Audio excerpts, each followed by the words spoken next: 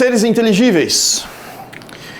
Durkheim, ele se propôs a estudar a sociedade, foi então um dos primeiros sociólogos, um francês, e um dos questionamentos importantes que Durkheim fez foi: é possível uma sociedade chegar ao fim e enfrentar um colapso total, simplesmente chegando ao fim de sua história?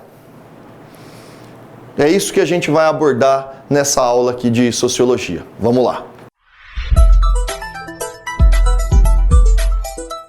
Durkheim então estudou uma série de situações quando falamos de sociedade e sociologia.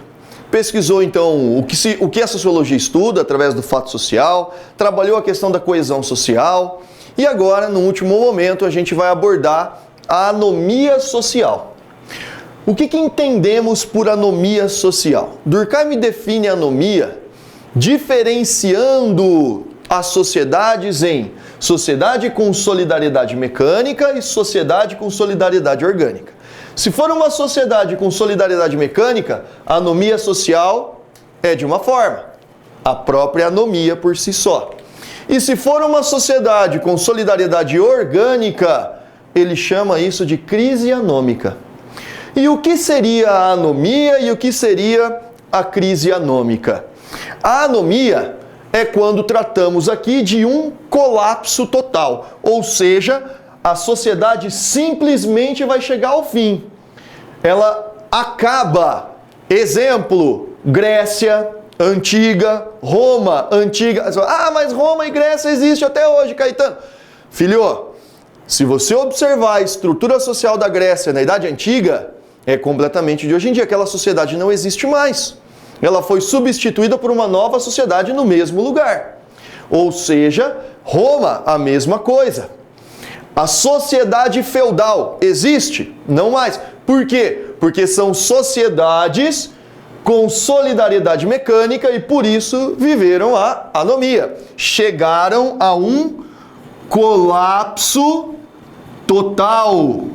Ou seja, simplesmente saíram da história. Saíram da história.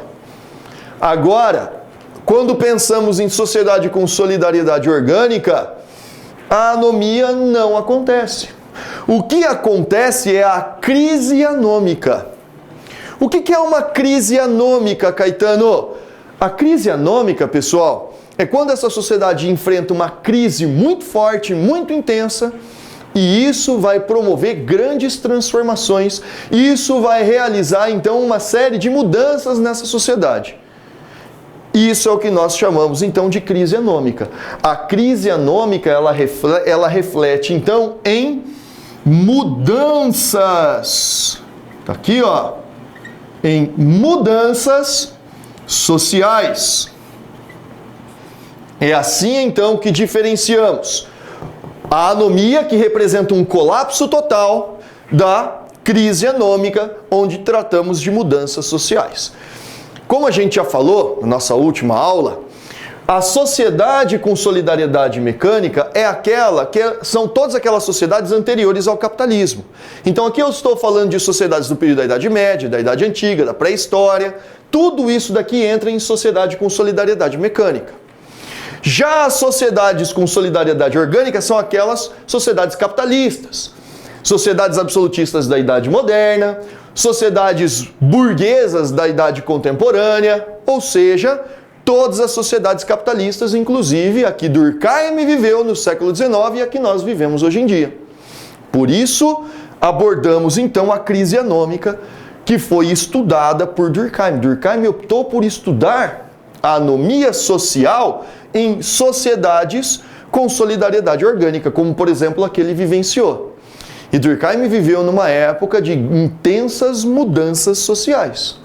Durkheim viveu a sociedade das revoluções burguesas, da segunda revolução industrial e das grandes transformações que o liberalismo econômico trouxe então para o mundo europeu.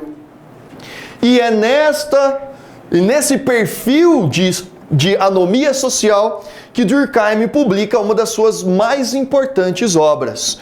Ele faz o estudo da anomia social na Sociedade de Solidariedade Orgânica através de uma obra conhecida como o suicídio. Tá aqui, ó, o suicídio.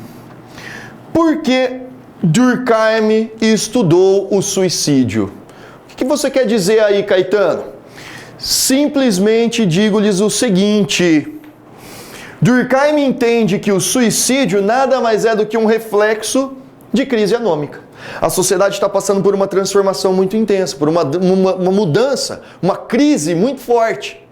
E essa crise muito forte faz com que alguns integrantes, alguns indivíduos busquem no suicídio, então, a anomia, ou seja, o fim da sua história enquanto indivíduo naquela sociedade.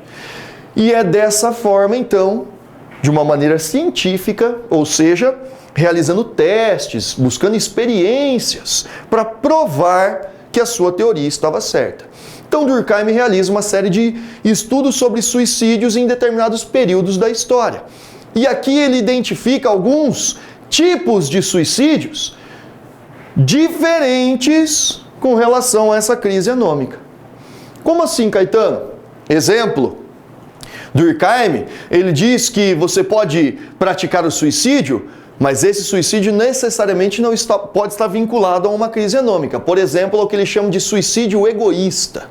O que seria um suicídio egoísta? A sociedade vive uma situação normal, não existe um problema na sociedade, mas você, indivíduo, enfrenta um problema e encontra uma solução, o suicídio.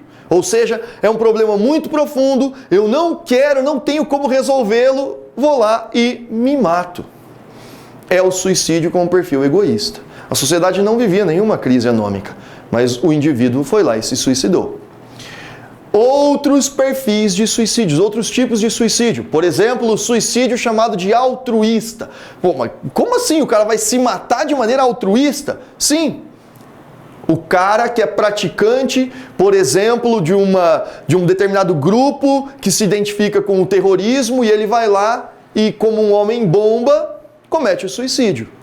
Ele se mata em prol de uma causa maior do que ele, em prol de um grupo. Ou seja, esse cara é um exemplo de suicídio altruísta. Ou os kamikazes japoneses durante a Segunda Guerra Mundial.